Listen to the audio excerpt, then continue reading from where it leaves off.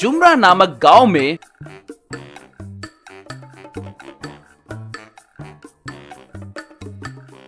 भिक्षु नामक एक मिस्त्री रहता था।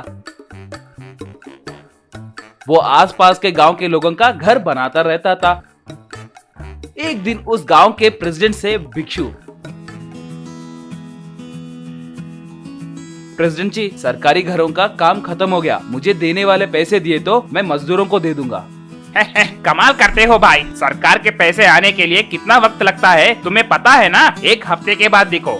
देखिए, ये कहानियाँ आप किसी और से बोलिए, मुझसे नहीं। सरकार ठीक समय पर पैसे देती है, ये मुझे पता है। वैसे मैं एक नया घर बनाने की सोच रहा हूँ, मुझे मटेरियल खरीदना है। अगर आप पैसे किए तो क्या करना है मुझे अच्छे से पता है, सोच लीजिए। भिक्षु, तुम भी ना क्यों गुस्सा करते हो भाई? तुम्हारे बारे में मुझे पता है ना। अगर तुम चाहे तो सीएम भी बन सकते हो, सही ना? मजाक बहुत हुआ। अगर कल मेरे पैसे मुझे नहीं मिले तो आपको सिनेमा दिखाऊंगा, कहकर वहाँ से चला गया। प्रेसिडेंट अपने आदमी मोहन को बुलाकर, रे मोहन, ये हमें ही वार्निंग देकर जा रहा है। लगता है इसकी चर्बी बहुत चढ़ी है। उतना ही नहीं के बनाए घरों में हमें हिस्सा नहीं देते हुए उल्टा हमें ही डरा रहा है। देखो, कल उसके पैसे दे दो, मगर उसे इस गांव में रेती के अलावा लोहा, सीमेंट ऐसे कुछ भी नहीं मिलना चाहिए। नया घर बना रहा है ना, वो कैसे बनाएगा मैं भी देखता हूँ। अगले दिन भिक्षु को मोहन पैसे दे दिया। अब भिक्षु किसी भी दुकान पे जाकर पूछने पर दुकान वाले उसे सीमेंट, आयरन ऐसा कुछ भी नहीं है कहकर बोलने लगे।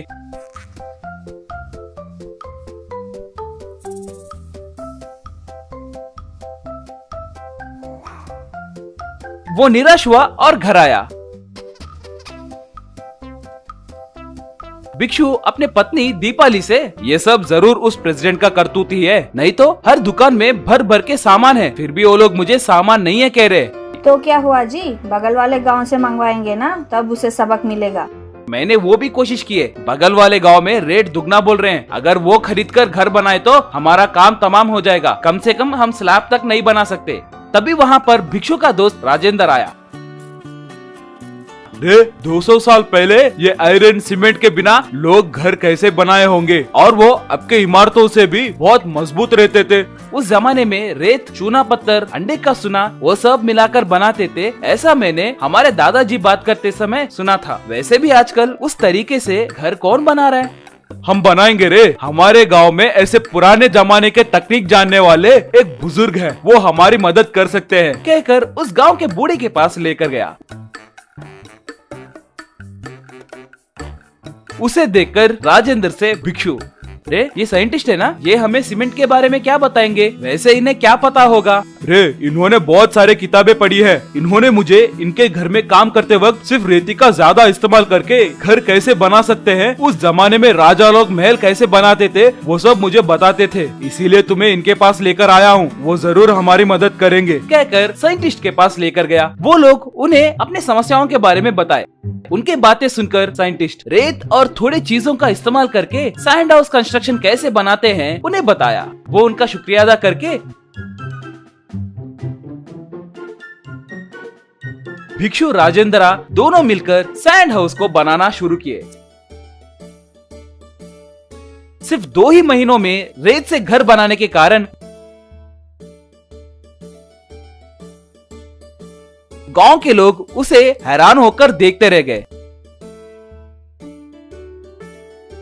उस घर के बारे में मोहन प्रेसिडेंट से बताया। तब मोहन से प्रेसिडेंट, क्या सिर्फ रेती से घर बनाया? यानी वो जरूर पागल बन गया होगा। ठीक है, बनाने दो। कल के दिन हमारे बनाए घरों में कुछ समस्या आए तो भिक्षु ने सभी घरों को ऐसे ही बनाया है कहकर उस पर इल्जाम लगा सकते हैं। भाई, आप उसे कम मत सोचिए। वो एक मिस्त्री रहने के बावजूद भी खुद का घर बना रहा है, तो समझो कि कुछ तो बात है। अगर उसका घर सक्सेस हुआ तो सोचो हमारा काम तमाम हो जाएगा। अरे तो हमें भिक्षु को आसानी से नहीं लेना चाहिए। आज रात ही जाकर उसके सैंड हाउस को नाश करके आएंगे, कहकर वो दोनों भिक्षु के घर को चोरी छुपे गए। और सैंड हाउस को देखकर प्रेसिडेंट, रे ये मामूली आदमी नहीं है रे, इसे उसने कितना मजबूत बनाया। उतना ही नहीं, खर्चा भी बहुत कम हुआ लगता है। इसे कुछ भी करके नाश करना होगा, नहीं तो हमारे गांव में ये बहुत बड़ा हीरो बन जाएगा और हम जोकर हो जाएंगे। ऐसे कह रहा था, तभी भिक्षु वहाँ पर आकर, रे तुम सच में जोकर ही हो रे, नीच कमीनो। मेरे घर को नाश किए तो तुम लोग हीरो कैसे बनोगे रे? वैसे भी तुमने मुझे सीमेंट आयरन ये सब नहीं मिले जैसे किए हो ना, वो बस नहीं है क्या कमीने कहीं के? हे भिक्षु, तुम यही हो क्या? मैं ऐसे ही मजाक कर रहा था, तुम बेकार में सीरियस हो जा रहे हो। You crazy boy. बॉय गया तेल लाने। रे तेरी हड्डी फसली तोड़े तक तुम नहीं मानोगे लगता है। मुझे सब समझ में आ गया है रे। रे भिक्षु, ऐसे पागल कुत्ते को यूं ही नहीं छोड़ना चाहिए, भागा भागा कर मारना चाहिए। और क्या सोच रहे हो? चलो इन्हें खूब पीटेंगे कहकर राजेंद्र भिक्षु प्रेसिडेंट को खूब पीटने लगे। उनकी मार से प्रेसिडेंट और मोहन वहाँ से भाग गए।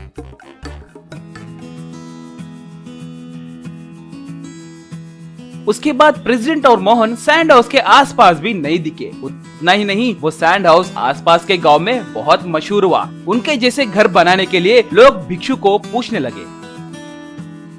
सिरोल के गांव में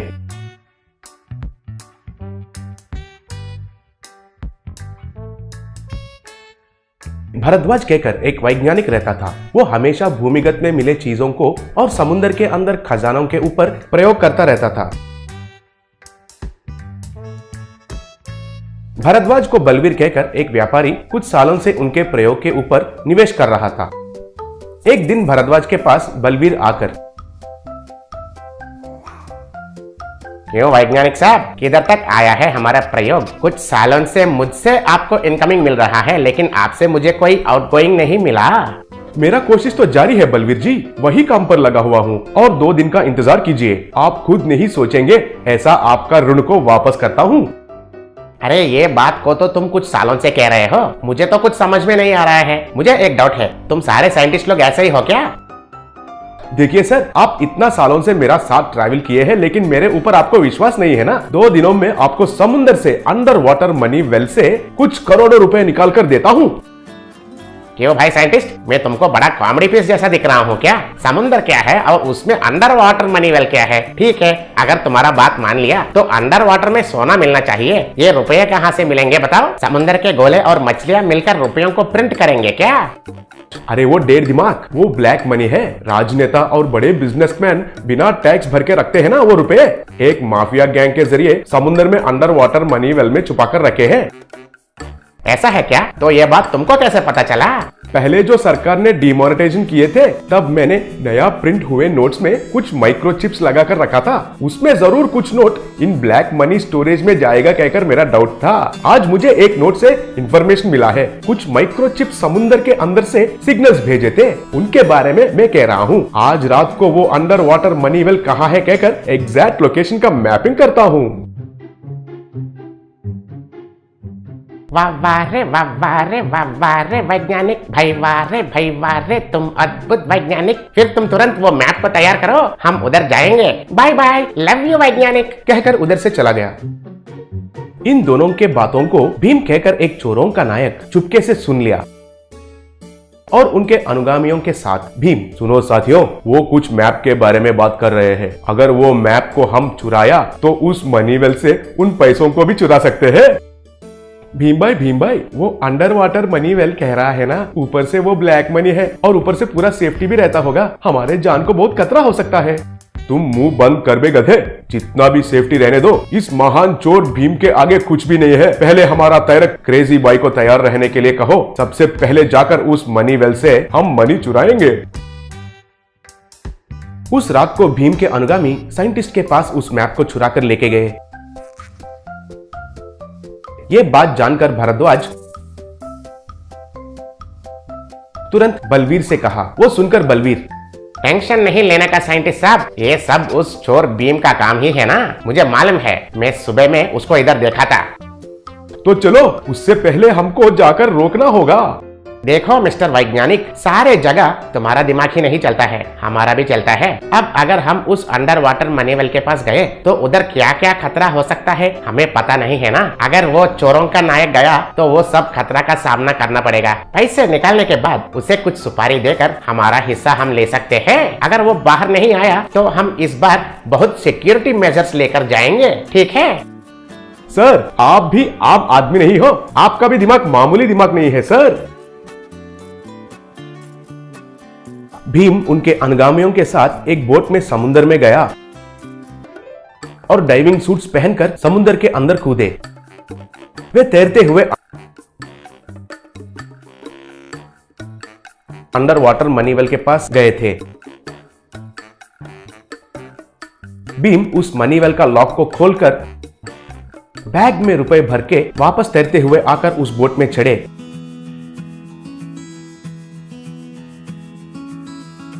और उस बोट में सब किनारे पहुंच गए।